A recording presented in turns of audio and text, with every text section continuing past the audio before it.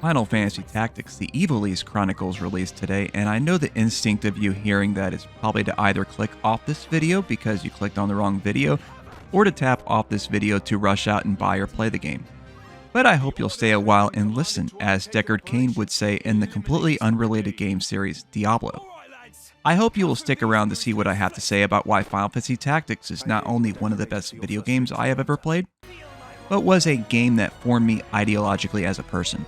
This is a game that awakened me, in its part, to the inequities of the world, to the clash between deception and cooperation, a game that radicalized me.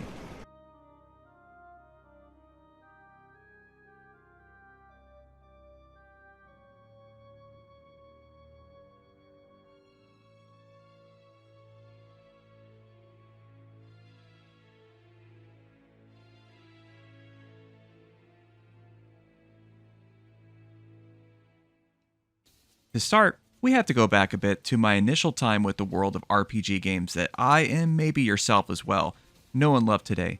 The year was 1990, 3 years after the initial release in Japan, that we finally got to get our hands on the hotly anticipated Final Fantasy on the NES, a game in the still fledgling JRPG genre, kickstarted by Dragon Warrior, which we know now as Dragon Quest. A game that was heavily advertised and promoted by Nintendo, being a mainstay in Nintendo Power magazine, and even got a strategy guide put out by Nintendo Power for the game. A game that 8-year-old me decided to instead spend his birthday money on Chip and Dale's Rescue Rangers. A fun game in its own right, but the game I most regret buying at the same time because it served as a roadblock or delay into my eventual love of the genre and of the Final Fantasy franchise. But that delay was just that, and eventually I did end up getting my hands on this legendary game that was like nothing else I had played before. And that includes the fact that I did previously play NES RPG games like Dragon Quest, Wizardry, and Ultimate Exodus. Final Fantasy brought about the challenging, number-crunching gameplay associated with these other titles, but also made it more accessible, offered greater presentation and storytelling, and put the player in a greater level of control instead of resorting to a lot of trial and error associated with early entries into the genre. My love of the Final Fantasy series would continue on later as I got to play Final Fantasy 2 and 3, known now as 4 and 6, as the years went on after getting the Super Nintendo. These were games that furthered the trajectory of quality gameplay and increasingly greater graphics, deeper stories, and enduring characters, eclipsing the games that came before them and laying the groundwork for those that came after. And the love of the series continued even as I diverged from the platform of choice, as Final Fantasy made the jump from Nintendo consoles to PlayStation, which of course got in the way with the fact that I chose the Nintendo 64, and also began my descent into the PC Master Race many years before some Australian guy made a meme out of that. But of course, even without having a PlayStation, which I was quite jealous of my friends with one, and them playing the masterpiece that is called Final Fantasy VII, probably one of the first games that pops up in anyone's mind if you ask them to name a RPG game. It was a game that really was a cultural revolution for the genre outside of Japan, already very popular there but still fairly niche otherwise. The continued excellence in the quality of story, graphics, music, and gameplay of course all contributed to its success, but I don't think anyone would deny that the elaborate and impressive pre-rendered cutscenes and backgrounds probably featured and unlike anything else we'd largely seen in games during the commercials weren't the biggest factor in its mainstream success. Final Fantasy would go on to not only be one of the most successful RPGs of all time, but also the second best-selling game on the original PlayStation console, selling over 10 million copies. And before we finally get to Final Fantasy Tactics, a game that came out at quite a seminal time for the formation of my brain, it is important to take into context what the world around me was like. I had recently reached high school and been exposed to the world through a massive cultural shift going on during that time. There was a massive boom of the internet with AOL and Yahoo because Google wasn't yet a thing, chat rooms and message boards, and user-created websites on GeoCities, opening up a Pandora's box of information. Then the continuing tradition of world policing efforts America is famous for, which during that time was after the Bosnia-Herzegovina War. Then there was metal acts with politically charged lyrics, like Rage Against the Machine, hitting mainstream success to continue the more subtle counterculture against Reaganism previously established by grunge bands like Nirvana. Keep all of this in mind as we discuss the themes of this game.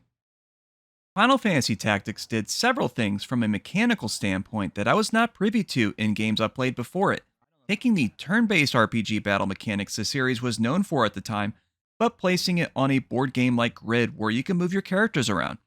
Depending on how you look at it, you could see it as adding a chess-like twist to the genre, or fusing it with mechanics established in turn-based strategy games such as Civilization or Nobunaga's Ambition. It also brought about the very popular job system, something that was available in previously unreleased games outside of Japan, games like Final Fantasy III, no, not that 3, and 5.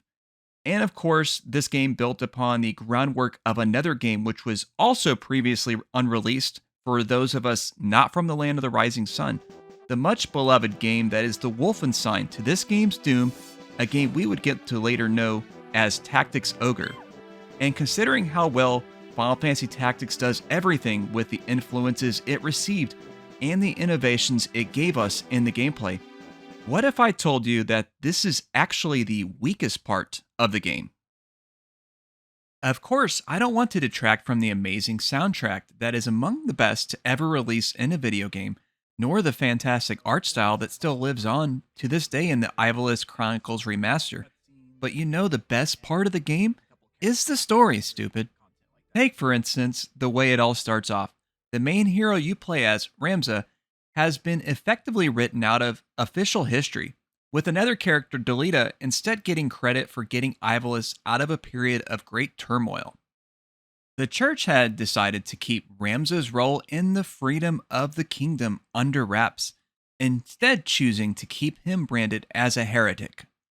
This particular bit of intrigue sets up our protagonist in a very identifiable fashion, someone who charts the course of good against the currents of strife.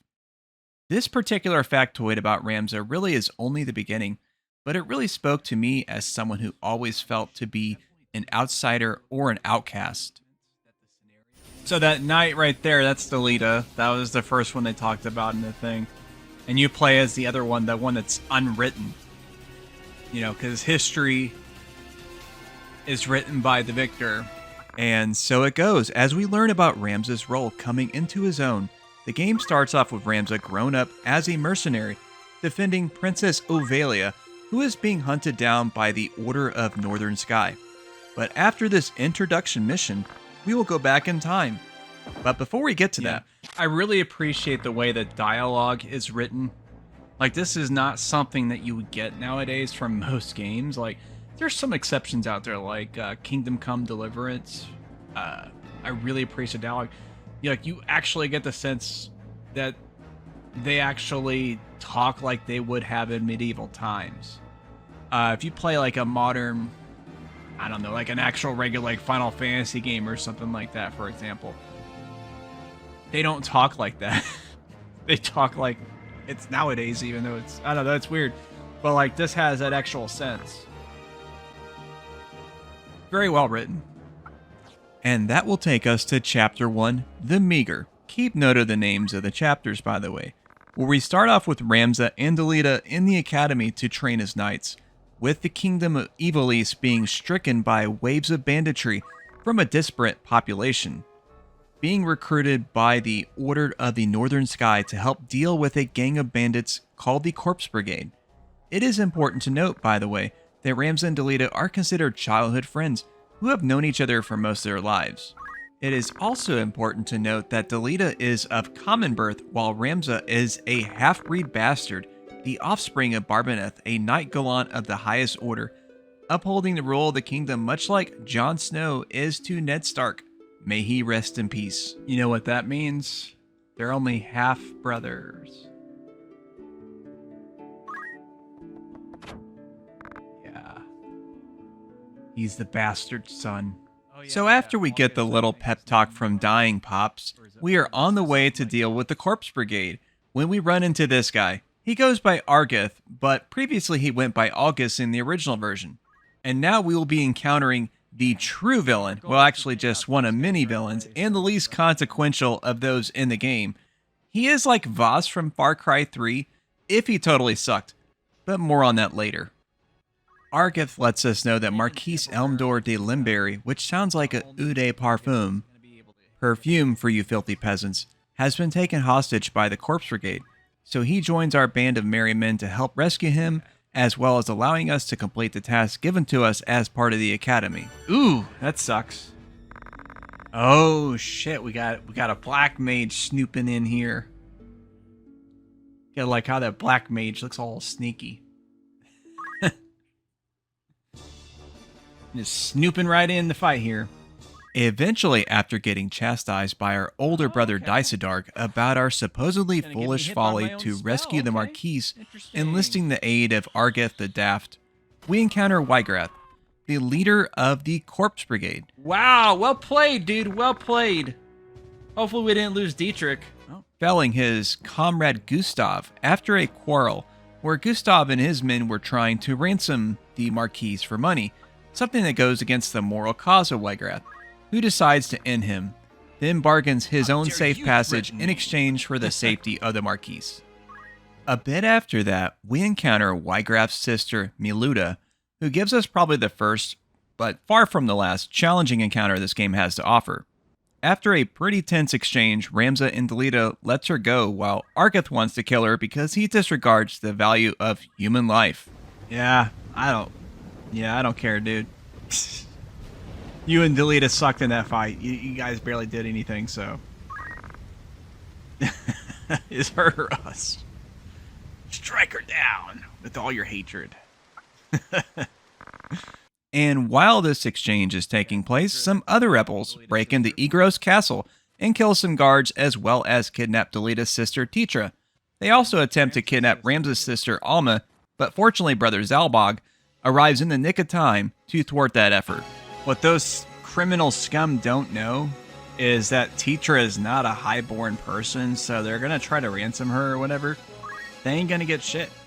Ramza and gang arrive back at the castle and learn about what happened, but Dysadark, who was injured in the attack, forbade them from risking themselves to rescue Titra, instead having a supposed plan to squash the rebellion after safe return of Titra. Unsatisfied with this, Ramza and Delita get into an argument with Argath on it, and we all collectively tell Argath off, the piece of human filth he is. He's just seriously the worst. Yeah, he deserved that little punch, didn't he? We decide to spring on our own rescue operation and yet again encounter Milleuda with another tense exchange, and like before, she really cooks again, calling into question our moral standing.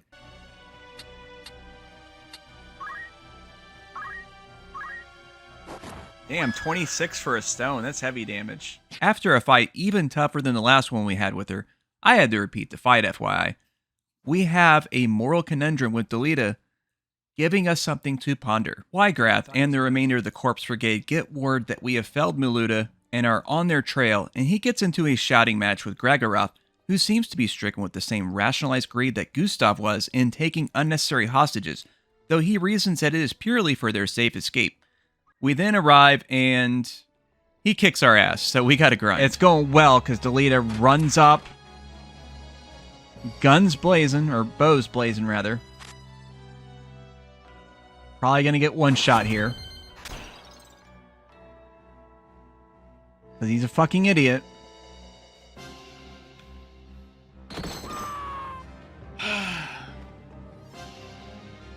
So fucking... It's weird because, like, whenever I have him in a melee roll, he runs away. When I have him in a long distance roll, he runs head first. What the fuck? Forgive my little outburst about how the automated AI is terrible in this game sometimes. Hopefully the Ivalice Chronicles remaster will actually address that, but definitely keep it in mind if you decide to visit this classic. Anyway, we finally defeat Wiegraf and he blows our mind with the first major twist of the game, revealing that the Marquise was kidnapped under the direction by none other than our brother Dysadark, all part of a greater power grab by Duke Larg in the void left behind the death of the king. Of course, naturally, our instinct is to not believe what's going on, but soon we will see something crazy happen. That's right, we've got Argath and Zalbag here, confirming everything that Wiegraf told us. And look at this here. There's Argath being an arsehole. Maybe they should have just named him Arsehole. He is a poor shot and kills Titra, while trying to kill Gregorath, then kills him while he's laid surprised at how terrible of an aim Argath has. This crushes Delita and of course leads into a pretty long fight after Zalbag clears out. Success is hard earned despite Argath himself being a total wimp, but being pretty backed up by a steady crew. Okay, let's get that freebie chest. Oh, I can't get the chest. Alright, well, let's hit him. Hopefully it won't miss. Alright, cool. That's a wrap. I didn't want to have to end the fight that quickly, but it's that or losing a party member. Because nobody had Phoenix down. Whoops. And after all this, we finally get into Chapter 2, The Manipulator and the Subservient, which catches us up to the events from the very beginning of the game. Now we're all caught up with the relationship between Ramza and Delita, and at least can identify as players who kidnapped Princess Ovalia, although we still have a lot to learn about why she was kidnapped. Yeah, what a cheapskate this guy is. Now that we're all caught up, it is important to understand that this is just a sample of the intrigue, deception, and winding twists and turns throughout our exploits in the game. Chapter 2, The Manipulator and the Subservient, has two powerful allies. Agrias and Gafgarian join the team as mercenaries sworn to protect the princess, getting ambushed by more common bandits under the direct of Lord Volmarv, which you'll learn more as you play the game. Then we learn about how we have been branded as heretics by the church because of protecting the princess, who presumably is threatening the power of their divine providence. Then we catch up to Delita to try to secure the princess yet again, and boy oh boy do we have another twist as Gafgarian betrays us. Another betrayal! Betray me! Wonder if any spoony ones here will get that reference. But I was smart enough to remove his equipment before the fight to make it easier on us, because medieval problems require medieval solutions. And then we later enlist the help of Mustadia, who is packing heat because he introduces us to the guns of the game, and is also where we first learn about the clockwork city of Gog and the Zodiac Stones, which they become an essential plot point for the game in general, but I don't want to spoil anything more about those. Yeah, the trap is sprung. Gafgarian and some random person. We eventually catch up to Gafgarian, who tries to have the princess executed, yet that turns out to be a ploy to fool us, but we spank him for being a not man nonetheless. Then we learn that Delita has taken the princess to the safety of the church, and the revelation that the princess may not in fact be of noble blood, but they still intend to use her for their own benefit of usurping power. In our pursuit to save the princess, we find that the cardinal becomes a demon-like creature called a Lucabi, which leads us to one of the toughest fights you will encounter throughout the game. I highly recommend patience and grinding or looking up a walkthrough on this one, which will wrap up Chapter 2. There is just so much more to offer for the final two chapters of the game, Chapter 3 being The Valiant and Chapter 4 In the Name of Love, which will just keep the hits coming and keep you engaged throughout. We get to see a real sense of growth that is rare even among the best of RPG games out there, so I won't be spoiling anything else about the greater plot of the game and will allow you to look elsewhere and reward yourself for it. Ramza really is the type of hero that people should strive to be. He takes after his father Barbaneth very well, taking his title and prestige not for granted, and utilizes it to protect the Meager and strives for truth and justice while remaining measured in considering the cost. Delita as well makes for a fantastic antagonist who really offers a different lens to look at the events throughout the game, taking place after the 50 Years' War, which left the kingdom of Ivalice in utter turmoil. He makes hard choices that lead him down a dark path, but as they say, the road to hell is paved with good intentions. There are many other characters we encounter throughout, such as Duke Goltana, Sidolphus Orlandu, the Thunder God, and the most OP character you can recruit in the game. Yeah, look how much damage he freaking does. It's insane.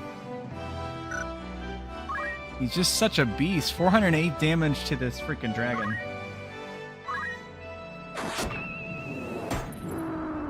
Ah, what a murderer, man. Isolde, Rafa, Merrick, Valmathra, Barrick. By the way, we get to kill Argath again in War of the Lions version because he comes a zombie. And so much more. How dare you, using the famous Greta Thunberg quote. Actually, I guess technically it would be she stole it from this guy because obviously she wasn't even alive when Phoenix Detectives came out. But I thought it'd be fun to bring up. How dare you? The game has an exhaustive roster of characters, even some that have no bearing to the overall story, like everybody's favorite spiky-haired hero, Goku, Cloud Strife, who somehow gets here through some metaverse means that can't be explained, along with, in this particular version, Luso from Final Fantasy Tactics Advance A2, which is quite a lot to say in one mouthful, and Balthier from Final Fantasy XII. Do consider this game came out shortly after both of those titles. The story is one that is enduring with the overall themes of class struggle, the bitter cost of war and bloodshed, the weakness of man selling out morals and principles for a little more power, and how the truth is sometimes a narrative written by the victor, by those who are in power, to bury the legitimate truth in order to maintain that.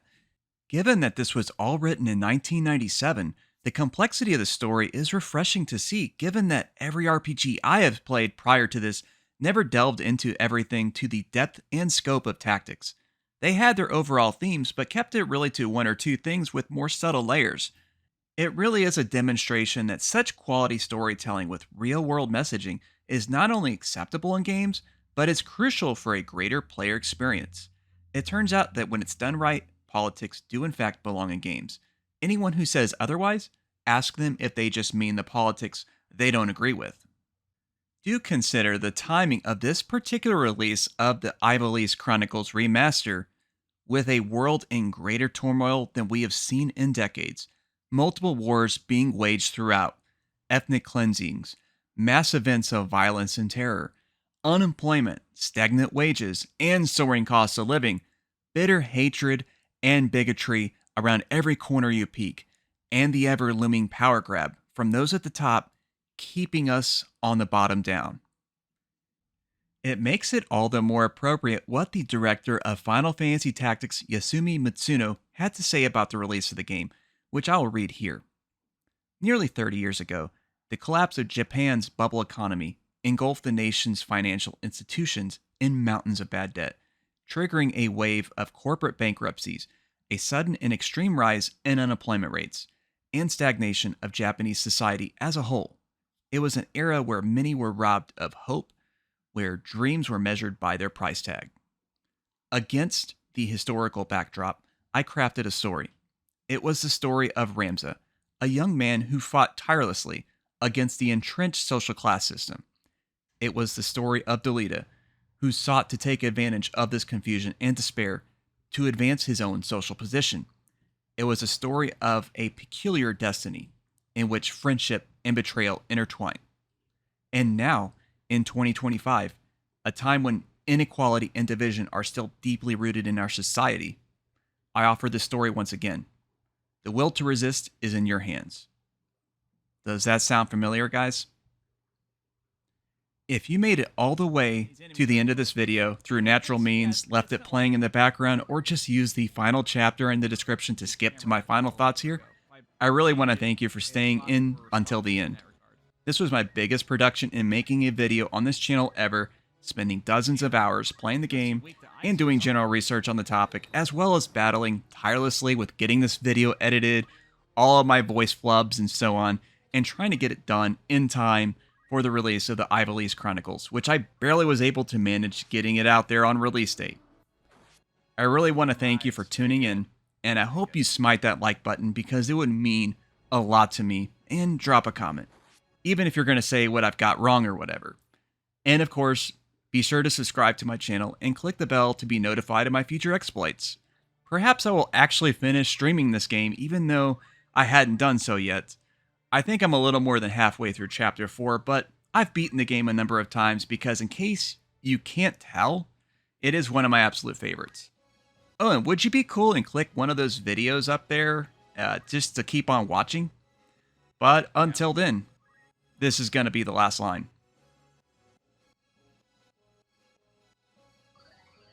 Okay, not the smart move, dude, but okay.